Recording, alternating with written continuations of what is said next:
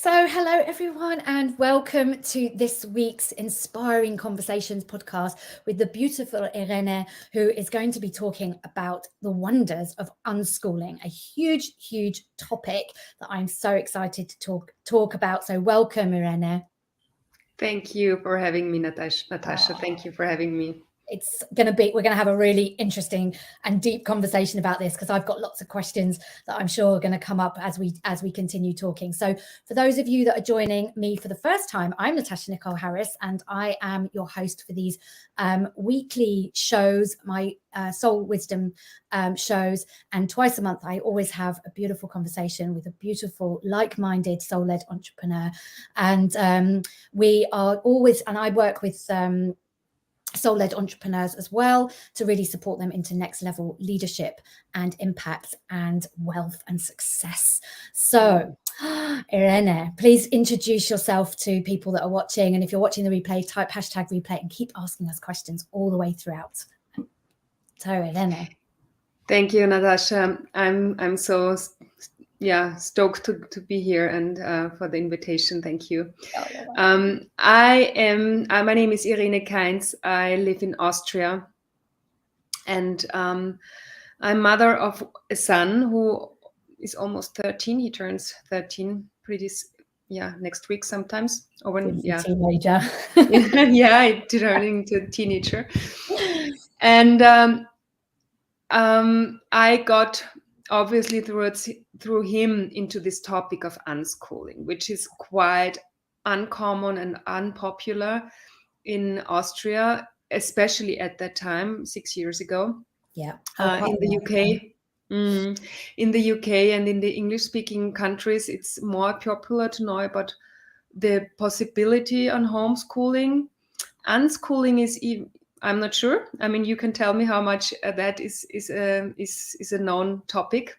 Not so much, I wouldn't say. Well, I don't have children, so I can't comment. But my friends who have children, I've never really heard about the term unschooling. So I just felt it was such a relevant and interesting conversation to be having with parents out there who really want to know about alternative ways of doing things. Yeah. So 6 years you've been working on this. Yes. And what I mean by unschooling is we all, especially in the field who are in personal development, we all know that we got conditioned a lot as a child. And those conditionings are, of course, come from family, from parents, come from school and society itself, because parents and teachers also are conditioned, right? So there is this blueprint, this societal blueprint that gets passed on, like from generation to generation. And since school is something that everyone mostly on this planet goes through, and everywhere it looks kind of the same, everywhere is this focus of putting everyone on kind of the same level and go through the same curriculum and do it at the same time and age and in the same structure. And I mean, like, you look everywhere on this planet, it's everywhere kind of the same. It's like this hour and then the next subject, and from 8 till I don't know when, and in the morning, I mean it's everywhere the same. And if we now, and I think it's so obvious that now we are on this huge new step into a new paradigm on so many levels. It's just really time to think about this intense conditioning everyone goes through in a very critical age, where we are like really formed. And we all know, we are like in this, doing this personal development work, we all know how challenging it can be to decondition from all those things. And if we manage for our next generation to save them from those conditionings in the first place, I mean, imagine what generation there is, growing, and what society could be. I mean, every time I'm saying a sentence like that, I feel I'm lacking words. I can't, because this is such a huge vision that opens up for me then, imagining that no child has to do these conditionings where it's about hierarchy, it's about no, I'm missing the word, like, that there are better ones than other ones, and it's this competition. Exactly. And, having the methods of going there and bullying and all these kinds of things that is created because we are all still living a paradigm where the needs of adults are more valued and more important, seen more important than the needs of children. And as long as we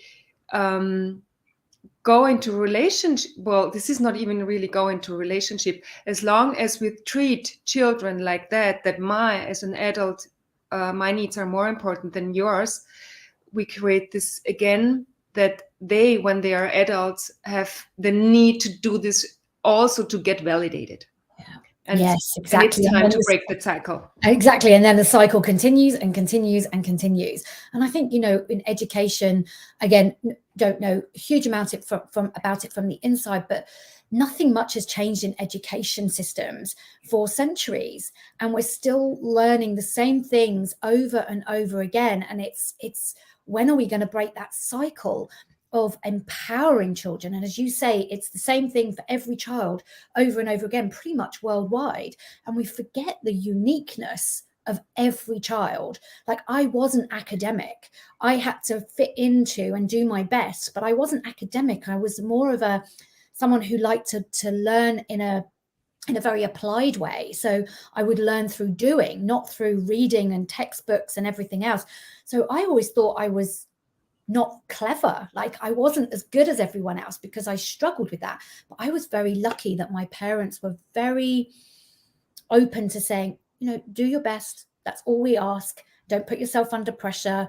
It's fine. We'll give you any help that you need, but, don't put yourself under pressure for it, and just try your best. So I was a trier. I tried my best, and my best was still pretty much average, or just below average, but I got through. And then when I went to college, I did an applied course, and I loved it. It was so different. It was like, oh my gosh, there's a whole nother world out here.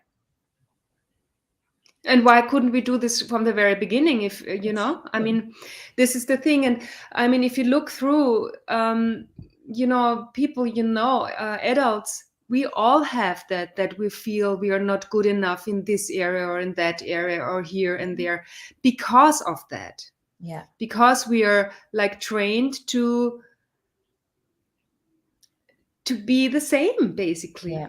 Yes. I mean, no one says that really, but I mean, if you look at the roots of the schooling system, they come from Germany, like from the German-speaking area, and I mean, it's here. It was created with the intention of building soldiers. Yeah. I mean, the obedience thing was a strong thing, and for building workers in Fabriken, in the factories. In factories, exactly. Yeah. So so they also obedience. Yeah. Yes. And and this, of course, is not. I mean, we are not on time with this anymore. Of course, we don't. I mean, not even that. We never needed obedient people. I mean, also that if you look at from the economic structure, also there we need creative people. We need a lot of creative people who are ready to solve and deal with those problems we already have, these major problems in the world. And no one is capable for that, really, honestly, because we mistrained that part of everyone in us.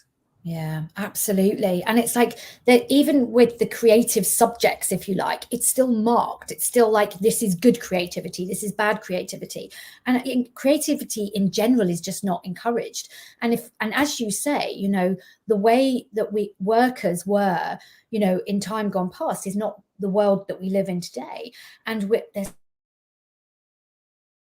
I think it's something like 60% of the jobs that exist today didn't exist 50 years ago, you know, so we have to be creative in the way that the world moves, and the education system is not in any way catching up with that, to give people the opportunity to think outside the box. It's like, stay in the box. Don't navigate out of the box. Don't deviate out the box. You won't, you know, you won't do well. And you said the last few decades, it didn't give those, we didn't have those 60% of jobs, but now this is exaggerating. I mean, we are in a changing, I mean, time is changing so fastly. Probably 95% within 5 years, we don't even, you know, I mean, probably this is not even a high guess. So, and what my son would still be learning in school is probably the same I have already learned 30 years ago. And this was out of date already then, you know. So the one is, you know, the personal development side. Why for me unschooling is such an important topic. You know, kids are already full people. I mean, they're finished humans, you know, and you don't have to. I love that. You know, they need what we all need. They need a safe and inspiring environment to develop themselves, but it's nothing they are lacking. No. The only thing we have is more experience with this world. But this doesn't mean that we know better. No, we only have the experience of the world we're in, which is not the world that they're going to be moving into, right? And create our own imagination of our world, and you know, like everyone else. And then, you know, the curriculum, like I said, is totally outdated. I mean, in a world where we know we have access to knowledge within seconds through the internet. I mean, why do kids still have to memorize stuff, really, you know? And we all know we learn best what we are interested in. And why do have kids to learn stuff they are not interested in? Not at this time. Maybe they are like in 10 years interested in, but maybe then not anymore, because it already got, you know, crashed, and a belief created that I'm not good in this. So the interest got, you know, winded down, even for later.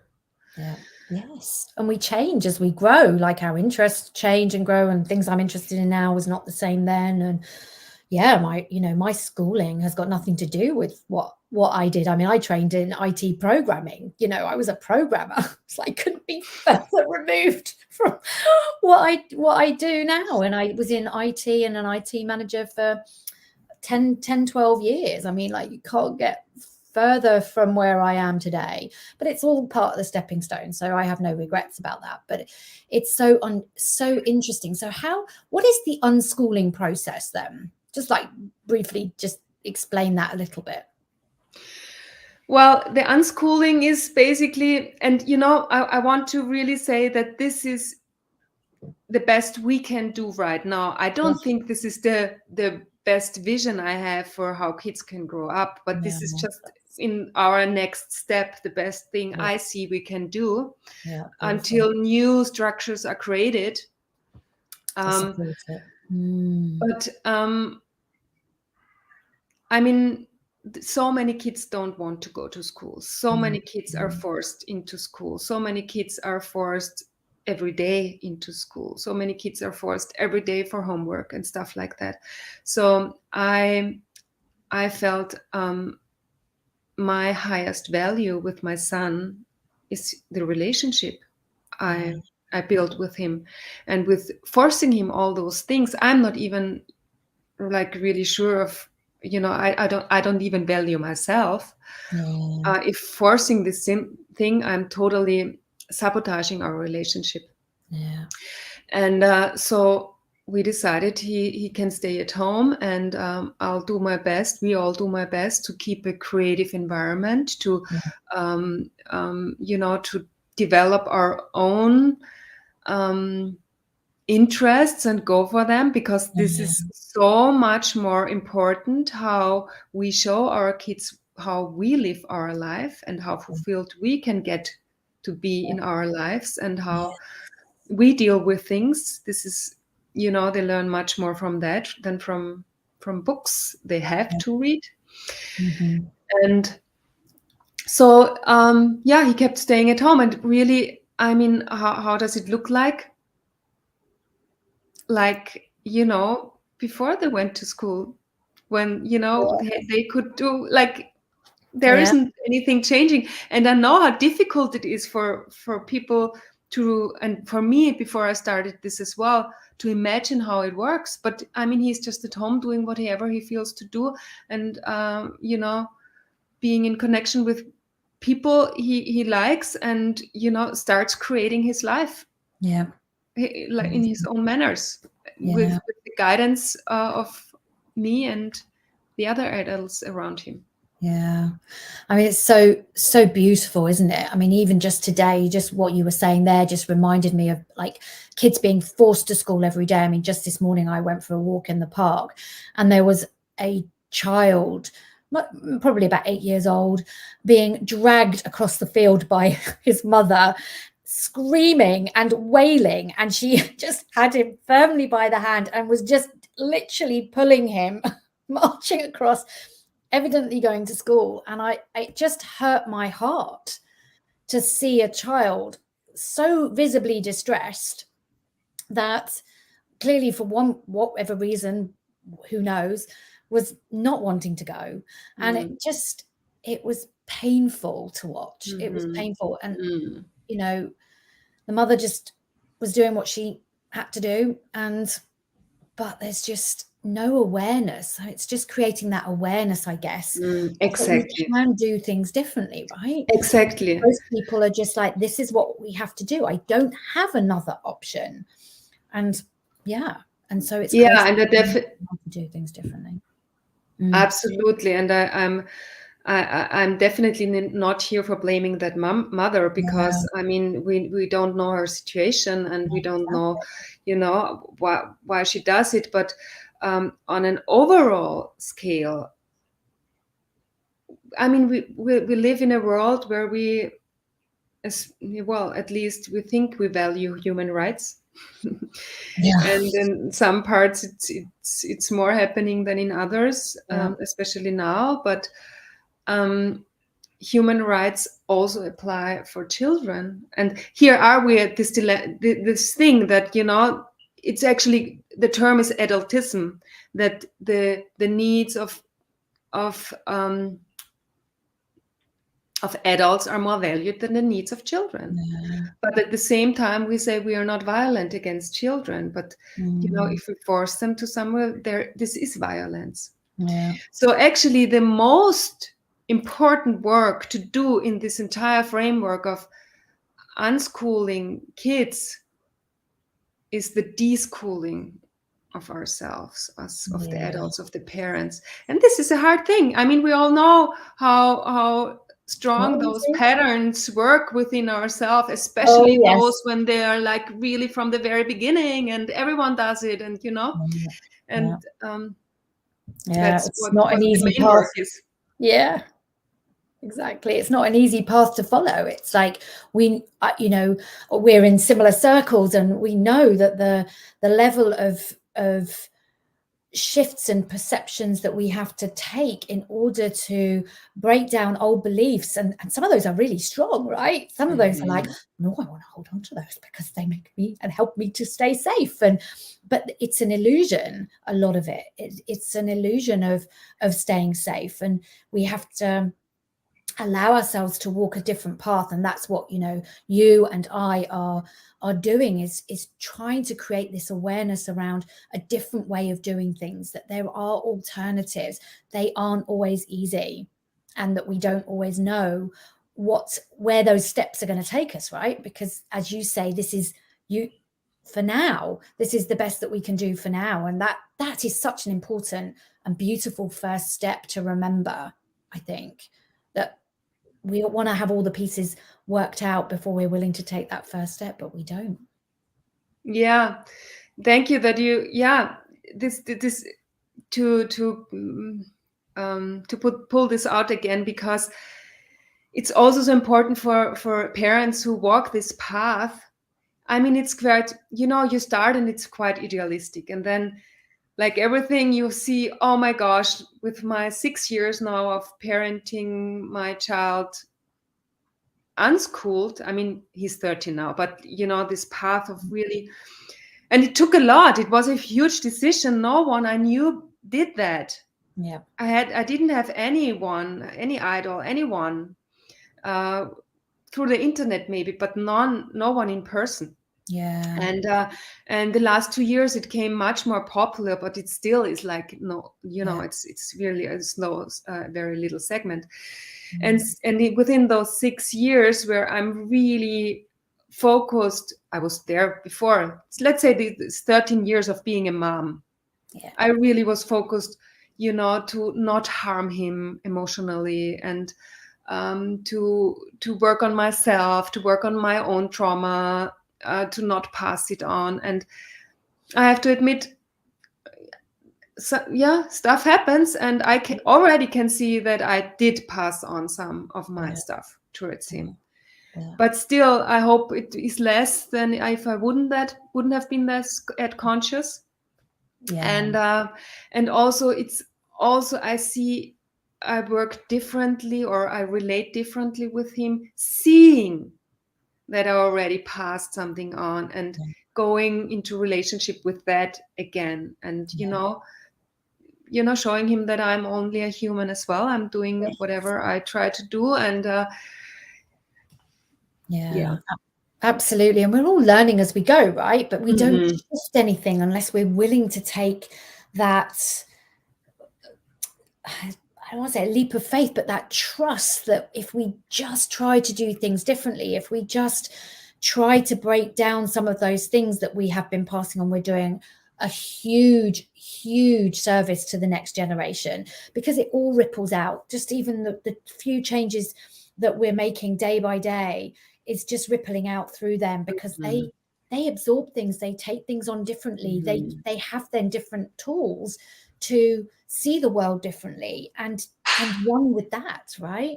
And then they spread that out through everything that they do. So I think I talk about this a lot with my own clients and in my own communities. We can't underestimate the impact and the ripple that we have through even just doing the smallest things. And you saying that just being aware of your relationship with your son, that in itself is huge. Just that one intention to stay aware of your relationship and how you communicate with him and how what you do impacts him is huge in itself. Yeah, and also what I can see as a result, if you want to get that technical, is, I mean, it maybe he hasn't heard about some stuff other kids usually have heard about with 13 before. Yeah.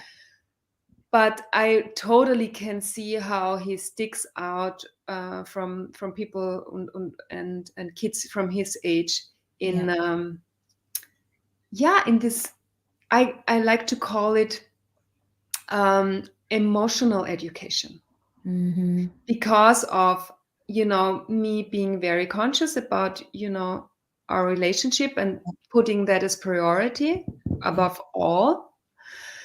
And he's totally differently conditioned when he's doing some sports and he's with schools kids mostly, and how the kids from school react to certain things and how he reacts. I mean, this is like different planet. And especially in this gender stuff, for example, where other boys in this age who they're so much more separated Yeah. in their upbringing, and then there is already this polarity towards girls, and then there is this against each other thing already, and there's nothing like that Yeah. in my son behaviors. It's so interesting, isn't it? It must be so fascinating to see that difference of that emotional intelligence, that emotional ability to communicate and connect with other people on a very different level. And that must be beautiful to see and watch for you. It is. And of course there are also, I mean, I'm still trained to look, for the mistake, like we all are. Oh yes, Where is the part that is wrong? Yeah. And of course I do see that also where the leg maybe is or stuff like that. But then how important is it really? We will see. I don't know. I mean, and I try to state this paradigm with him that whatever he's interested in, he always, I mean, there is no time where you can learn, and past that you can't. I mean, it's always the option to develop and learn and grow, and yeah, exactly. Yeah. And I wanted to say, what also is really, really strongly developed more than in kids I observe who are going into school is this natural thing of manifesting. Oh, now I have, like, that's given me the goosebumps. Yeah, I mean, tell me a bit more about that. Since I get the feeling he was allowed to stay more connected to his own guidance system, to source, to his intuition. Yeah. When he was 10 years old, he was like, because in Austria it's the situation that once a year he has to do a test, an exam, over the curriculum from the year. This is the legal thing here. And when he was 10, he was like, Mom, if I would have done a little bit every day the entire year, I wouldn't be so stressed right now, because he tried to, we tried to put everything into the last few weeks, Yeah. And I was like, yeah, you're right. And I found it really, really cool that I've never told him, we as kids had, if you did that, you would have this. We heard this all the time as a kid, but it was his own realization. I didn't tell him. Yeah, that's incredible. This was the first thing. And then he said, and next year I'd love to have a small group with more structure, because until 10 he was at home and we met with people and we did our very unstructured thing. But then he articulated, I want this. And he was extremely clear in this. Small group, more structure. Beautiful. And on one hand, I was like, wow. And on the other hand, it was like, oh, we're living in a very rural area. I knew what was going on there. Like within this scene, there was nothing really going on. And I knew all the people, and we tried a few things already. And I knew, if I am the one who has to generate this now, I'm really pressured, because I can't. I tried, I can't. Yeah. But then I was like, okay. I mean, I was observing myself, letting it go. And Natasha, within 2 or 3 weeks, someone called me. Do you know there is a group building? They want to start a free schooling project. And do you know that already? And I was like, oh. And actually, I knew I've heard that before, but I wanted to try to get in contact with the woman who led it. And it was really, I tried 3-4 times, didn't work out. I was letting it go. And then also I was like, usually those groups, when they start, they are focused on young children with the start of 6 years in Austria. It's when they have to go in school, like on those kind of age, and he was already 10. And I was like, we'll see. And Wow. like a miracle, there were 5 kids within his age. And this is really, really a miracle. This was not foreseen. You know, nowhere when those groups start, they always start with 6-year-olds and not with the older ones. That's incredible. And he just manifested it like that. That's so amazing, isn't it? And it's like we put our intentions out there, and we're always, you know, I guess a big part of it of childhood is like, don't be such a big dreamer, just get on and get your head down and, you know, do this and you'll be okay, as you said. And it's like, but what happens when we put our heads up and we just put something out there and we really want something, we desire something? It's like, oh, now I'm the master creator, and being able to teach children that, and or not even to teach them, but just to lead by example, so that they can see it happening, unfolding before their very eyes. It's like, well, I just put this out there and here it is. When you say, it's like, it's a miracle, it's magic at play. That's how powerful we are and what we can create. How beautiful. That must have been so exciting for him as well. Yes. And this is now 3 years ago. I mean, it's his 3rd year within this group, and he loves it there. And now they're like really also, you know, creating the daily structure for the needs of teenagers. I mean, this is so beautiful. And we know from brain science and all those alternative pedagogic, like Montessori and Steiner and stuff.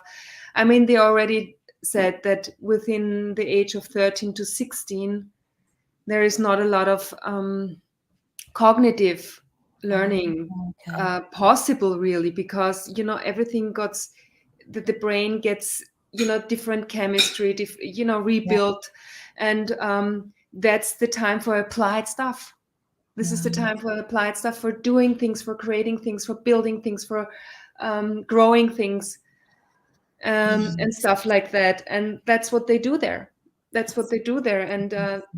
And he loves it. And yeah. How fantastic, and what a gift. And I can only imagine that, you know, as you have to, you know, go against the old paradigm and to do things differently and to stand out, must have been quite difficult in some ways for you. Or did you find it just like it was just something you innately knew you had to do, and it was just a no-brainer, and it was just like, okay, here it is, and it happened naturally for you? It was a huge thing, and it was a no-brainer at some point as well. I mean, it was like I had this idea he was going to a Montessori school, which was the only alternative school in the area, and I knew it had to be at least an alternative school. But then he didn't like it there. Right. Oh, right. There was some weird relationship with his teacher, and he didn't like it there. And I was like, okay, so now what's next? And you know, like a miracle, this was when those in the German-speaking area anyway, when those online summits started. Oh yeah. And I've never heard of an online summit before, and the first one I've heard before was on free and self-led education. And I was watching coincidences. And I was watching those. I think it was 40 interviews of people all over the world who had experience, mainly parents, but also teachers, but also psychologists, and also a few of already teenager kids who experienced it for themselves, on, you know, educating themselves or their kids without a curriculum, without a school, just, you know, following their potential and their own ideas and their own interests. And I was like, wow. I mean, I haven't heard before. I haven't heard this before myself. I knew about alternatives, but no pedagogic, actually, you know, this, because it's not an alternative, it's a complete different segment. And And then I was like, okay, I realized in Austria it's possible with this one exam a year, like, because there are many countries where there is a huge legal issue around this. You in the UK are quite happy, can be quite happy because it's totally legal. You probably don't even have to do tests, what I've heard. Oh, right. Okay. But here it's like, okay, we had this one test, and then I was talking to people who did that already, and I was like, I remember this one situation when I was standing on my balcony and had this, wide view into the forest, and I was like, it fell. The decision fell. I didn't take it. It fell, and it was like, okay, that's our path. And this was so strong that it, was actually quite easy, especially in hindsight. It's always easier in hindsight. Yeah, of course. Oh, yes, that was just the path I walked. I know that feeling. To walk that path. But it didn't took that. I mean, maybe the first 1 year or two, I was questioning it a lot, but then we got in the flow, and I saw how, how natural it actually is. Yeah. Yes. And and this last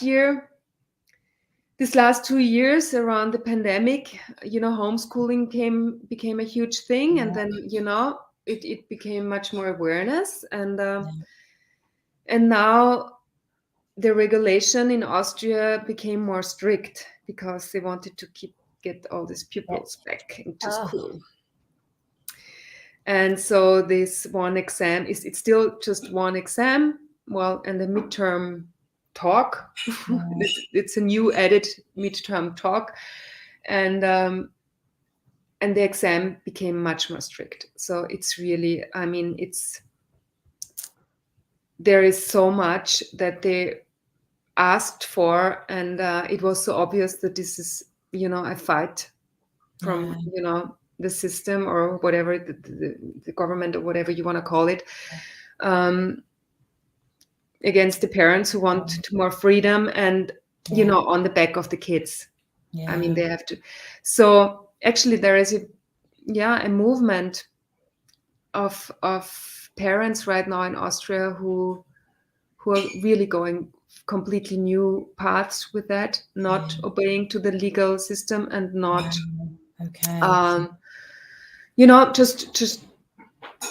just relying on this human right of being free of violence. Yeah. And free to choose how we want to do that and how we want to bring up our children. So I guess that, like, the question is, do you because obviously it's clearly different in every country, but for people who are watching and who are interested, who've had an inkling perhaps of, they want to take their children out of the school system, are there sort of set pieces of advice that you might give people to start investigating or to start looking at? What would you say to parents that might be listening and going, it definitely is helpful to know about the legal situation in your country. And this is quite easily to research. Yeah.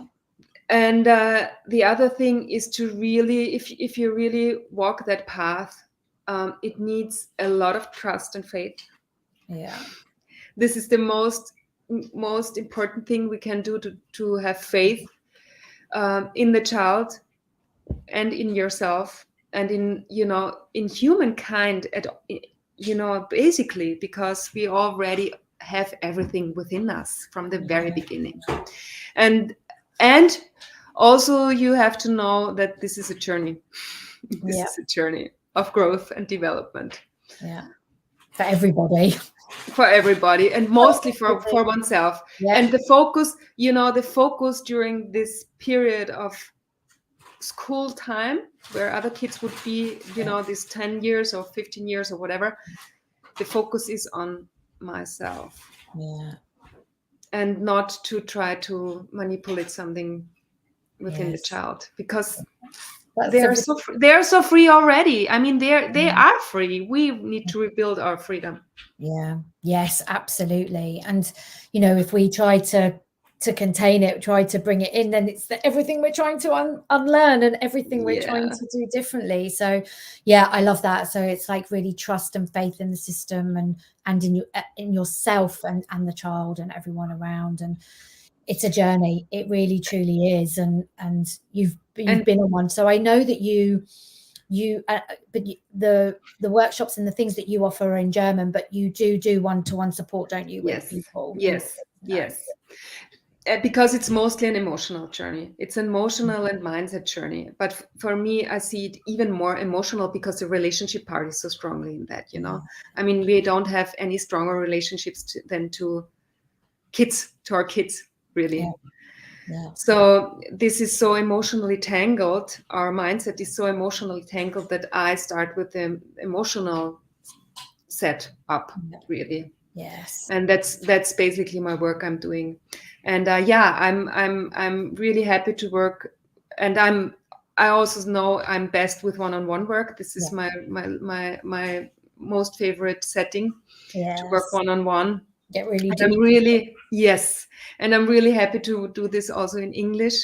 And and especially now in September, I have a really special offer for one-on-one, a special rate. So okay, so if there is anyone watching, then to really reach out to Irene and just to inquire if you've got any inkling that this is something that's been like, or it's like now it's like, oh my goodness, this really does resonate. It's such an important topic. And you know, I have so many conversations about education and not knowing, again, as I said, you know, the in-depths of it from an insider point of view, but just really how we want to change that and to empower young people to do things differently so they can be a huge part of the changing world that we're, as you say, so rapidly walking into. There's no stopping the momentum that we've created for change, right? It's clear it's going faster and faster. Exactly. Yeah. And I was just thinking, if someone wants to dig deeper into this topic, I'm hosting a series of I call it Unschooling talks. Yes. I host them actually on Instagram, but also I put the videos then on my YouTube channel. Okay. Also there, they are mostly in German, but I had a few interview partners in English also, so you can pick out. And I hope it works, but actually it should have subtitles as well. So you can watch the German YouTube talks, Unschooling talks, and read the subtitles. Yeah. So that's brilliant. So you can put the link in the comments section when we finish this interview. But what is where would people search on YouTube? What would they be looking for? With my name. My account is my name. Yeah. And on Instagram? Also. Oh, so it's active. It's all my name, yes. Okay, so that makes it really easy. People watching can see how to spell it and just pop it in. But yes, I highly recommend that if you've got any inkling that this might be for you, and this just to explore what it might look like, to get in touch with Irene and just to follow her on YouTube and on Instagram and really to start learning a little bit more about it. This has been so fascinating. I really strongly believe we have to change the way we do things, the way we communicate with our young people, how we give them that opportunity to really shine now going forward. And I do believe education is the biggest part that needs to play a different game in that going forward. So I really do. Thank you, Irene. It's been beautiful. Thank you so much. Is there one last thing or anything you'd like to say to anyone watching? We've covered a lot. Yeah, we've covered a lot, and I can empower you that, you know, if you feel any kind of draw into that direction to deal with your kids differently, do it. I mean, this is the most rewarding thing you can do. Really create a beautiful relationship with your kids, and this doesn't mean that you necessarily walk this unschooling path, but anything that is improving your relationship with kids, it's like already, I mean, huge. Yeah. And I also want to say, Natasha, thank you for not only having me, but also for your work, because basically, I mean, you're doing the same thing, just with adults, with themselves. Yeah. Yes. I mean, we're all on the same path, really. Yeah, and that's so what's so beautiful, isn't it? It's like we're unlearning things in different ways through different tools. I use the Akashic records and coaching and energy work, but it's like we're so ready for this change, but we have to unlearn things and we have to relearn things. We have it all within us, as you already beautifully said. It's unlocking it, it's allowing it, it's unleashing it, it's bringing it to the forefront and remembering who we are innately, away from the structures that confine us, constrain us, constrict us. Let's all be free. Let's all create some more freedom in our lives. And I love what you're doing, and thank you for your work, because it is such an important part for the next generation, that as adults we really stand up for them and we honor them and we give them different ways of doing that. So thank you.